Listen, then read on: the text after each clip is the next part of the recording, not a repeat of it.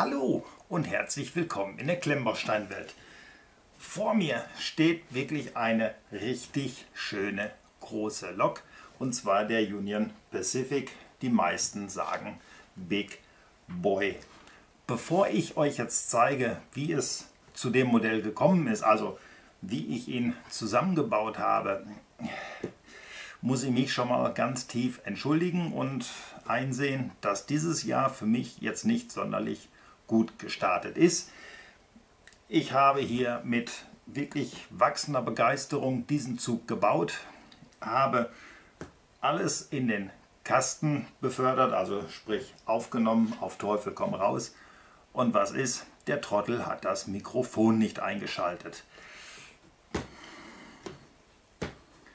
Ohne Worte.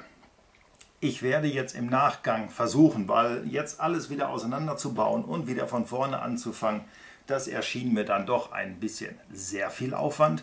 Aber ich werde versuchen, das Ganze, was ich immer so erzählt und berichtet habe, nachzuvertonen. Also bitte verzeiht mir das, wenn jetzt lippentechnisch nicht immer alles wirklich synchron ist.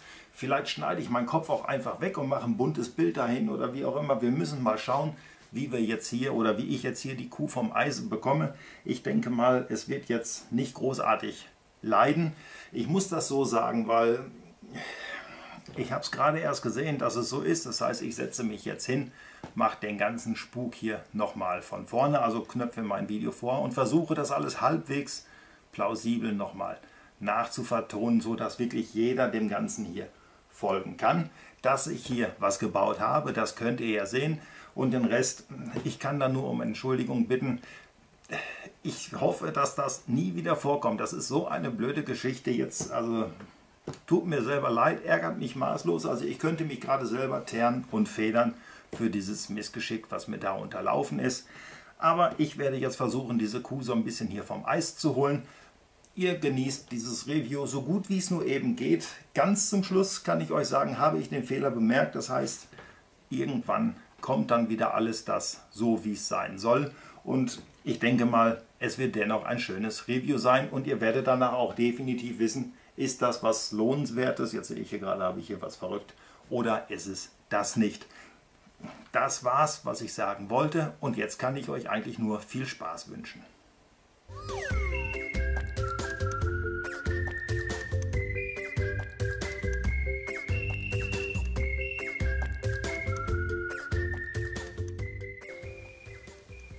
Ich habe mir das Set bei AliExpress geholt, nachdem ich bei Rebrickable darauf aufmerksam geworden bin.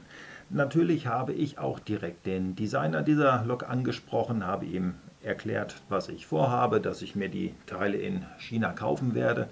Die Anleitung habe ich natürlich bei ihm gekauft und habe ihn auch gefragt, ob er mir eventuell das ein oder andere zu seinem Mok erklären möchte. Das dauerte keine 10 Minuten, da habe ich eine Antwort von Morningstrummer, ich hoffe, ich spreche das jetzt richtig aus, erhalten und er hat sich dafür bedankt, dass ich mich bei ihm gemeldet habe. Natürlich hat er sofort gesagt, dass er das nicht unbedingt schön findet, dass die Chinesen sein Mok jetzt gestohlen haben und es selber vermarkten, weil es natürlich auch sein Geld ist, was dabei flöten geht. Ich habe ihm daraufhin geschrieben, dass es zumindest bei meinem Händler so ist, dass man keine Anleitung dazu bekommt, dass man sich die dennoch bei ihm kaufen muss. Und auch das hat er soweit bestätigt, dass er also wirklich hin und her gerissen ist zu dieser ganzen Geschichte, weil auch er verzeichnet seitdem mehrere Verkäufe, wenn es um die Bauanleitung geht. Aber dennoch hat er grünes Licht gegeben und freut sich auch auf dieses Review. Ich hoffe, er guckt dann auch zu und kann vielleicht selber nochmal das ein oder andere dazu schreiben.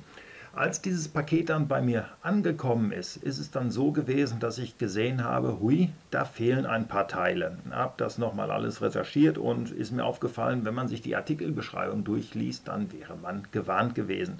Es gibt dort Teile, die sind in China nicht erhältlich, weil sie auch von Lego nicht mehr produziert werden und somit auch von chinesischen Firmen nicht mehr produziert werden. Die muss man sich dann also selber kaufen, also ab zu Bricklink, deswegen hier drin auch die Pappkartons und die Teile bestellt. Leider teilweise recht teuer, das war ein Teil. Ich habe jetzt sogar den Namen vergessen, verzeiht es mir bitte. Das liegt bei 8 Euro und das musste ich aus Ungarn kommen lassen.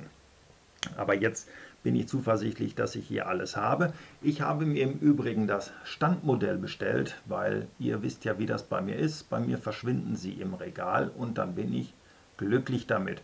Habe mir aber gedacht, okay, vielleicht will der ein oder andere ja auch sehen, wie das Ganze fährt oder nicht fährt. Das werden wir natürlich auch erst später rausfinden und habe dann auch über Bricklink nochmal 2 Motoren bestellt, da ich keine mehr übrig hatte. Also die Motoren sind jetzt original Lego. Allgemein die ganze Fahrfunktion wird Lego-Teile sein. Da lassen wir uns mal überraschen. Vielleicht knalle ich auch noch 2 China-Motoren da rein, dass wir wirklich so sagen, wenn wir China bestellen, muss es auch mit China-Motoren funktionieren. Das überlege ich mir dann noch relativ spontan. Ich würde jetzt sagen, ich packe jetzt erst einmal soweit alles hier in meine Schüsseln und auf den Tisch und dann gucken wir da mal groß drüber weg.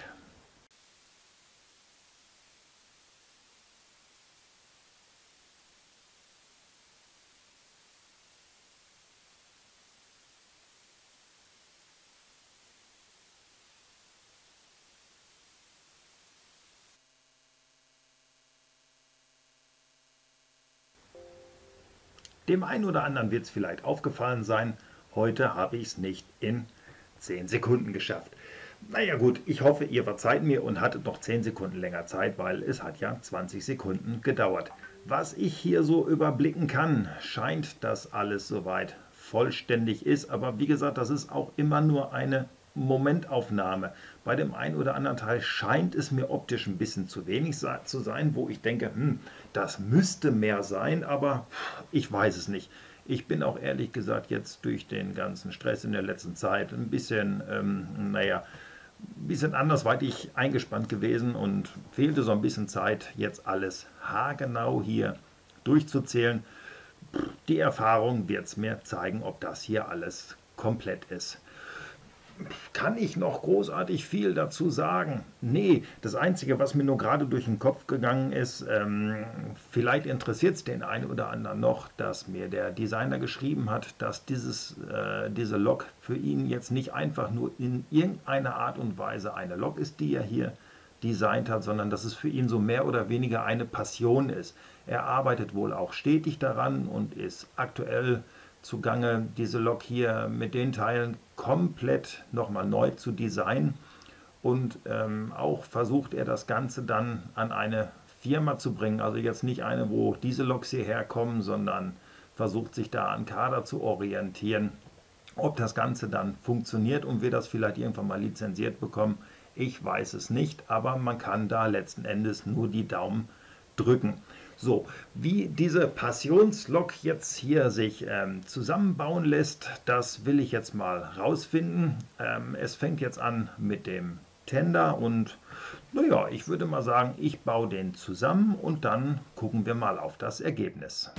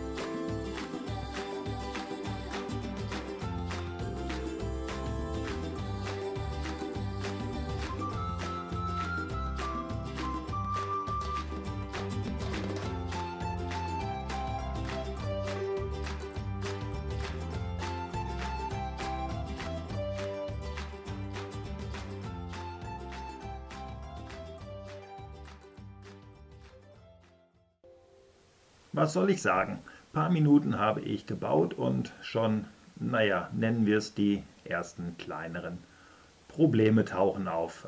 Ja, schmeiße ich es mal eben mal kurz vom Gleis runter.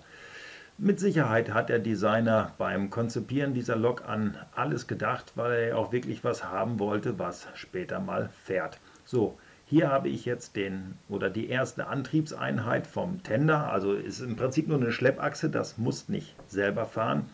Ist soweit fertig der Bau, das hat auch alles Spaß gemacht, die Anleitung sehr gut ersichtlich, das ist überhaupt alles nicht das Problem. Aber ich denke ja jetzt ein paar Meter weiter, da wird irgendwann mal eine Lok vorhängen. Naja, diese Lok soll das Ganze dann ziehen und nee, das wird leider Gottes nicht funktionieren, weil hier die Achsen und Abweichungen, so wie ich das schon regelmäßig mal erzählt habe, bei den China-Steinen dann doch zu hohe Toleranzen sind. Ja, dass wenn man jetzt hier eine Achse durch die Räder schiebt, sie hinten mit den Pins versucht zu fixieren, dass es nicht wieder rausfällt, dann ist das Ganze fest. Und zwar fest für die Ewigkeit, so dass sich diese Räder beim besten Willen nicht drehen lassen. Wenn man jetzt das Ganze nimmt und versucht, das zu ziehen, ihr kennt das vielleicht aus dem einen oder anderen Film, da wird dann erzählt, guck mal, die schieben den Bahnhof von unserem Zug weg. Naja, und genau das Gleiche passiert hier auch, weil ihr könnt das hier wunderbar sehen. Diese Filzunterlage, die ist wirklich nicht glatt, die ist über die letzten Monate sehr, sehr rau geworden. Aber naja, ich muss die Schienen dann also wirklich schon festhalten, damit ich es ohne Moment, ohne Räder wollte ich schon sagen. Also hier mit den Haftreifen drauf, dass es so halbwegs funktioniert. Also werde ich von diesen Rädern dann mal die Haftreifen runterschneiden, damit die Reibung hier nicht ganz so groß ist, weil ansonsten, naja, da können wir da vorne 5 L-Motoren reinbauen. Das Ganze wird definitiv keine Funktion mit sich bringen. Trotz alledem bin ich gespannt, wie sich der Rest dieser Lok und vor allen Dingen des Tenders jetzt bauen wird und deswegen, naja, gar nicht lange großartig weitergequatscht, sondern lieber weitergebaut.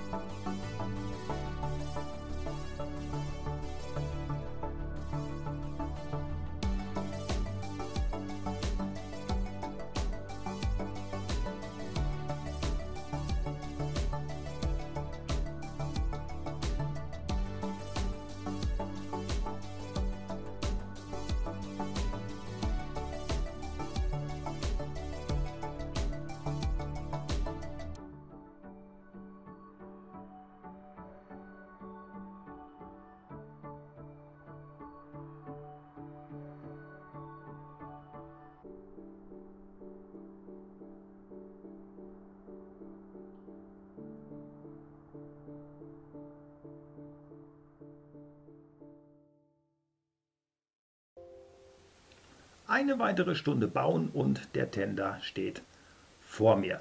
Ein sehr, sehr großes und imposantes Teil.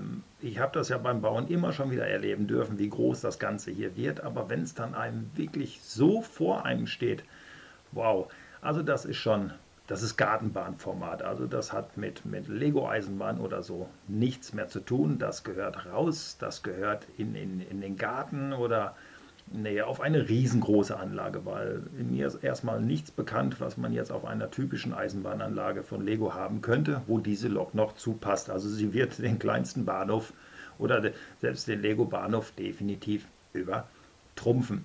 Das Problem mit den Achsen hat sich natürlich nicht erledigt. Ich habe hier vorne zwar die Haftreifen noch drauf, aber ich denke mal, wenn man diese Haftreifen dann runter macht, naja, dann kann man den Tender hinterher ziehen. Ob 2L-Motoren das schaffen, ich weiß es bis hierhin definitiv noch nicht.